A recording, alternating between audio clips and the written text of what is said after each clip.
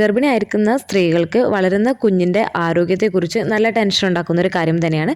കുഞ്ഞ് ഹെൽത്തി ആയിട്ട് തന്നെയാണോ വയറിനകത്ത് ഇരിക്കുന്നത് എന്നൊക്കെ ആലോചിച്ചിട്ട് നിങ്ങളുടെ കുഞ്ഞ് ഗർഭപാത്രത്തിൽ സുരക്ഷിതമല്ല എന്നുണ്ടെങ്കിൽ സൂചിപ്പിക്കുന്ന ചില സൂചനകൾ ശ്രദ്ധിക്കേണ്ടത് പ്രധാനമായിട്ടുള്ളൊരു കാര്യമാണ്. ഈ പറയുന്ന ലക്ഷണങ്ങളിൽ എന്തെങ്കിലും നിങ്ങൾക്ക് അനുഭവപ്പെടുന്നുണ്ട് എന്നുണ്ടെങ്കിൽ ഉടനടി നിങ്ങൾ ഡോക്ടറെ കാണിക്കേണ്ടതും അത്യാവശ്യമായിട്ടുള്ളൊരു കാര്യമാണ്.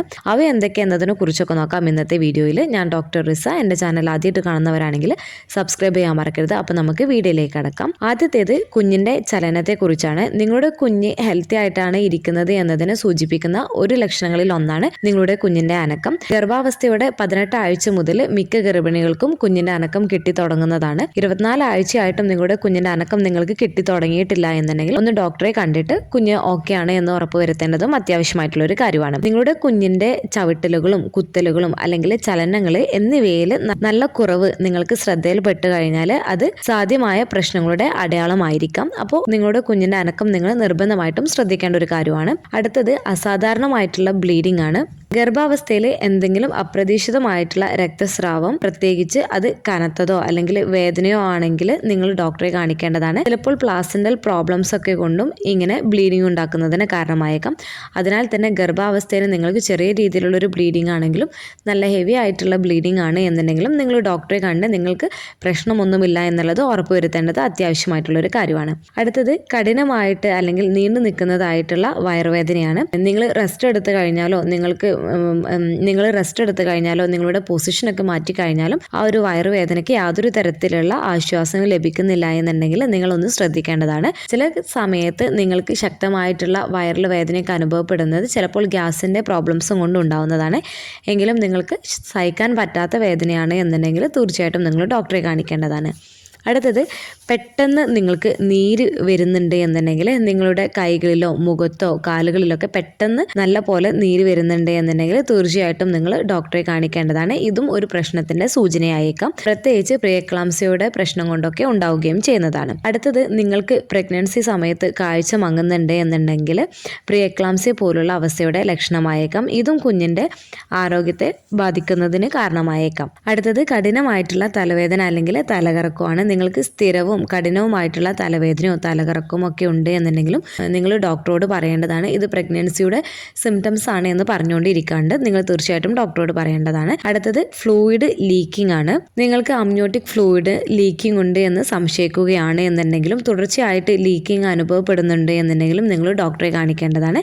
അടുത്തത് സ്ഥിരമായിട്ടുള്ള ഛർദിയാണ്. നിങ്ങൾക്ക് കഠിനമായിട്ടുള്ള ഒരു ഛർദി ഉണ്ട് എന്നുണ്ടെങ്കിൽ അത് നിങ്ങൾക്ക് നിങ്ങളുടെ ശരീരം കൂടുതൽ ക്ഷീണിപ്പിക്കുന്നതിന് കാരണമായേക്കാം. അതുകൊണ്ട് നിങ്ങൾക്ക് ഭക്ഷണം കഴിക്കാൻ ഒട്ടും തന്നെ പറ്റുന്നില്ല, വെള്ളം കുടിക്കാനൊന്നും ഒട്ടും തന്നെ പറ്റുന്നില്ല എന്നൊക്കെ ഉണ്ടെങ്കിൽ തീർച്ചയായിട്ടും നിങ്ങൾക്ക് ഛർദിൽ കൂടുതലാണ് എന്നുണ്ടെങ്കിൽ ഡോക്ടറോട് പറയേണ്ടതാണ്. ഗർഭകാലത്തിന്റെ തുടക്കത്തിൽ ആദ്യത്തെ 3 മാസങ്ങളിലൊക്കെ ഛർദി കാണുന്നത് സ്വാഭാവികമാണ്. എങ്കിലും നിങ്ങൾക്ക് കൂടുതലായിട്ട് നിങ്ങൾക്കുണ്ട് എന്നുണ്ടെങ്കിൽ തീർച്ചയായിട്ടും ഡോക്ടറോട് പറയുകയും ചെയ്യേണ്ടതാണ്. അടുത്തത് പ്രഗ്നൻസി സമയത്ത് ഉണ്ടാകുന്ന പനിയാണ്. നിങ്ങൾക്ക് ഉയർന്ന ടെമ്പറേച്ചറിലുള്ള പനിയാണ് എന്നുണ്ടെങ്കിൽ അത് കുഞ്ഞിന് ദോഷം ചെയ്യുന്നതാണ്. അതുകൊണ്ട് നിങ്ങൾ ഡോക്ടറെ കാണിക്കാൻ വേണ്ടിയിട്ട് നിങ്ങൾ ശ്രദ്ധിക്കേണ്ടതാണ്. അടുത്തത് പെട്ടെന്ന് ഭാരം കൂടുന്നതും നല്ല പോലെ ഭാരം കുറയുന്നതുമാണ്.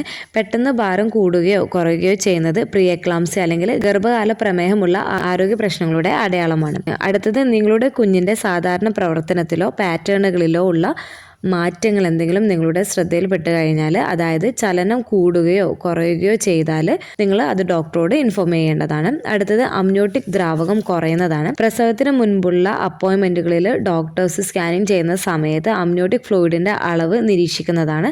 അമ്നിയോട്ടിക് ഫ്ലൂയിഡിൻ്റെ അളവ് കുഞ്ഞിൻ്റെ ആരോഗ്യത്തെ ബാധിക്കുന്നതിന് കാരണമാവുന്നതാണ്. അതിനാൽ അമ്നിയോട്ടിക് ഫ്ലൂയിഡിൻ്റെ അളവ് കുറവുണ്ട് എന്നൊക്കെ ഉണ്ടെങ്കിൽ ഡോക്ടേഴ്സ് ഫോളോ അപ്പ് സ്കാനിങ്ങും കാര്യങ്ങളൊക്കെ പറയുകയും ചെയ്യുന്നതാണ്. അടുത്തത് യൂറിനറി ട്രാക്ട് ഇൻഫെക്ഷൻ ആണ്. ഗർഭിണിയായിട്ടുള്ള സ്ത്രീകളിൽ മൂത്രത്തിലെ അണുബാധ ചിലപ്പോൾ കുഞ്ഞിനിത് സങ്കീർണതകളിലേക്ക് നയിച്ചേക്കാം. അതുകൊണ്ട് തന്നെ ഉടൻ തന്നെ അത് ട്രീറ്റ് ചെയ്യേണ്ടതും അത്യാവശ്യമായിട്ടുള്ള ഒരു കാര്യമാണ്.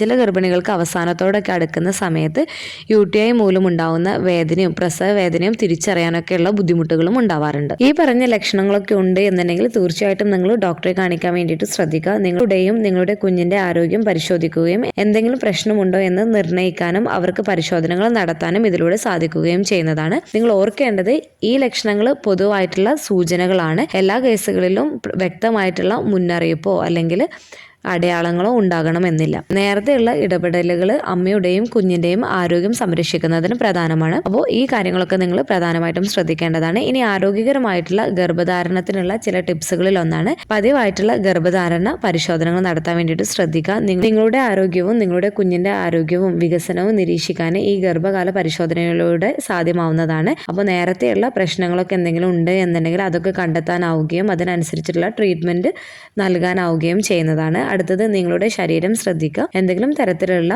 അസ്വസ്ഥതയോ അല്ലെങ്കിൽ സാധാരണ അല്ലാത്ത രീതിയിലുള്ള എന്തെങ്കിലും ലക്ഷണങ്ങളോ കാണുകയാണ് എന്നുണ്ടെങ്കിൽ തീർച്ചയായിട്ടും നിങ്ങൾ ഡോക്ടറെ കാണിക്കാൻ വേണ്ടിയിട്ട് ശ്രദ്ധിക്കുക. അതുപോലെ ആരോഗ്യകരമായിട്ടുള്ള ഭക്ഷണം കഴിക്കാൻ വേണ്ടിയിട്ട് ശ്രദ്ധിക്കുക. ഹെൽത്തി ആയിട്ടുള്ള ബാലൻസ് ഡയറ്റ് ഫോളോ ചെയ്യുക. വെജിറ്റബിൾസ്, ഫ്രൂട്ട്സ്, ഇലക്കറികൾ, ധാന്യങ്ങൾ പോലുള്ളവയൊക്കെ ഉൾപ്പെടുത്തുന്നതിന് വേണ്ടിയിട്ടും ധാരാളം വെള്ളം കുടിക്കുന്നതിന് വേണ്ടിയിട്ടും നിങ്ങൾ ശ്രദ്ധിക്കേണ്ടതാണ്. റെഗുലർ ആയിട്ട് എക്സസൈസ് ചെയ്യാൻ വേണ്ടിയിട്ടും നിങ്ങൾ ശ്രദ്ധിക്കേണ്ടതാണ്. ആരോഗ്യകരമായിട്ടുള്ള ഗർഭധാരണത്തിന് എക്സസൈസ് പ്രധാനമാണ്. എങ്കിലും നിങ്ങൾ എന്തെങ്കിലും തരത്തിലുള്ള പുതിയതായിട്ടുള്ള എക്സസൈസ് ഒക്കെ സ്റ്റാർട്ട് ചെയ്യുന്നതിന് മുൻപ് നിങ്ങളുടെ ഡോക്ടറോടും കൂടെ നിങ്ങൾ ചോദിച്ച് മനസ്സിലാക്കേണ്ടതാണ്. ഓക്കെ ആണോ അല്ലെങ്കിൽ സേഫ് ആണോ ഈ ഒരു സമയത്ത് എക്സസൈസ് ചെയ്യുന്നത് എന്നുള്ളത്. അതുപോലെ തന്നെ നിങ്ങൾക്ക് പുകവലി, മദ്യപാനം ഒക്കെ ഉണ്ട് എന്നുണ്ടെങ്കിൽ ഈ വസ്തുക്കളൊക്കെ നിങ്ങൾ ഉപയോഗിക്കുന്നത് നിങ്ങളുടെ കുഞ്ഞിന്റെ ആരോഗ്യത്തിന് ദോഷകരമായതിനാൽ തന്നെ ഇവയൊക്കെ അവോയ്ഡ് ചെയ്യുന്നതിന് വേണ്ടിയിട്ടും നിങ്ങൾ ശ്രദ്ധിക്കേണ്ടതാണ്. പ്രഗ്നൻസി സമയത്ത് ഉണ്ടാകുന്ന സമ്മർദ്ദം നിയന്ത്രിക്കുന്നതിന് വേണ്ടിയിട്ട് നിങ്ങൾക്ക് മെഡിറ്റേഷൻ, യോഗ പോലുള്ളവയൊക്കെ ചെയ്യുന്നതിന് വേണ്ടിയിട്ട് നിങ്ങൾ ശ്രദ്ധിക്കേണ്ടതാണ്. സമ്മർദ്ദം നിങ്ങളുടെ കുഞ്ഞിന്റെ ആരോഗ്യത്തിന് ദോഷം ചെയ്യുകയും ചെയ്യുന്നതാണ്. അപ്പോൾ